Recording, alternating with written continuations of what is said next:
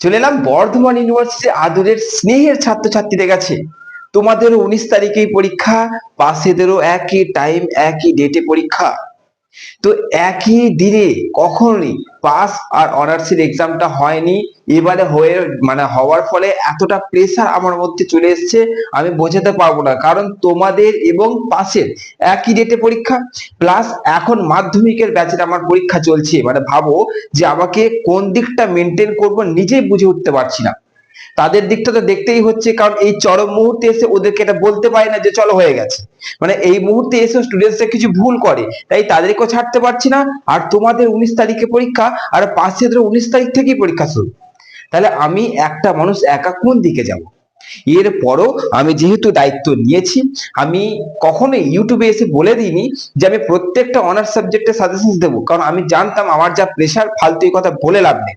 কারণ হচ্ছে তোমরা প্রচন্ড বিশ্বাস করো এই প্ল্যাটফর্মটাকে, আমি বলে দেবো এবং তোমরা অধৈর্য বা ধৈর্য হয়ে বসে থাকবে, আশায় বসে থাকবে, এটা উচিত নয়। তো চলো এবার হিস্ট্রি অনার্স শুরু করে দিয়েছি। CC11 যে পেপারটা, CC11 পেপারে অর্থাৎ তোমাদের যে পার্ট রয়েছে তোমরা জানো, হিস্ট্রি অফ মডার্ন ইউরোপ যেটা রয়েছে, সেখান থেকে তোমাদের গুরুত্বপূর্ণ প্রশ্ন রেডি করে দিয়েছি।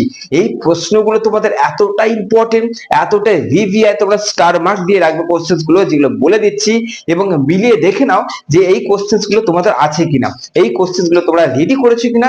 এবং সব থেকে বড় কথা বলে দিচ্ছি, যারা যারা এখন কোন রকম ভাবে নোটস তৈরি করেছো, যেভাবে কথা টিউশন নিয়েছো কিন্তু কোচিং নিয়েছো কিন্তু সেখানে কোন রকম ভাবে স্যাটিসফাই হতে পারছো না, এই কোশ্চেন্স গুলোকে একটু কষ্ট করে নাও, তোমাদের স্যাটিসফাই এই কোশ্চেন্স থেকেই হয়ে যাবে।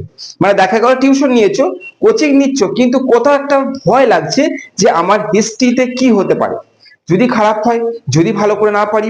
তো তোমাদের জন্য আরেকটা কথা বলে দিচ্ছি, যদি তোমাদের মনে হয় যে এই প্ল্যাটফর্ম তোমাদের জন্য অ্যাকিউরেট, যদি তোমাদের মনে হয় যে এই প্ল্যাটফর্মে তোমাদের জন্য অ্যাকিউরেট সাজেশনস দেওয়া শুরু হয়ে গেছে, যে হ্যাঁ চলো CC11 এর স্যার যেগুলো বললো সেইগুলো আমার কাছে আছে, তার মানে হচ্ছে এগুলো মোস্ট ইম্পর্টেন্ট। আর যদি তুমি এখান থেকে স্যাটিসফাই হও, তাহলে তোমাদের জন্য বলে দিচ্ছি, তোমাদের জন্য ব্যাচ খোলা হচ্ছে 6 সেমিস্টার, অর্থাৎ অনার্স এর ক্লাস এখানে এমনি চলছে, 6 সেমিস্টারের ব্যাচ তোমাদের জন্য আবার খোলা হচ্ছে।